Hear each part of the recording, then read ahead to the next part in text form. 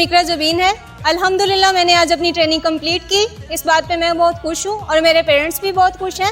मेरी पूरी कोशिश होगी कि मैं अपनी तमाम तर सलाहियतों को बरूए कार लाते हुए पाकिस्तान की तरक्की में अपना किरदार अदा कर सकूँ। मेरा नाम सबा मुस्तफ़ा है और अल्हम्दुलिल्लाह मैं इस फ़ोर्स का हिस्सा हूँ जो कि इस्लामी सरहद की मुहाफ़िज़ हैं।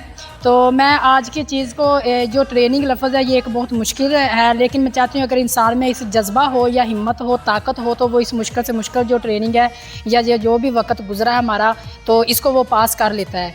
मेरा नाम महवी शारिफ है और अल्हम्दुलिल्लाह आज मैं खुश हूँ कि आज मेरी ट्रेनिंग कंप्लीट हो चुकी है।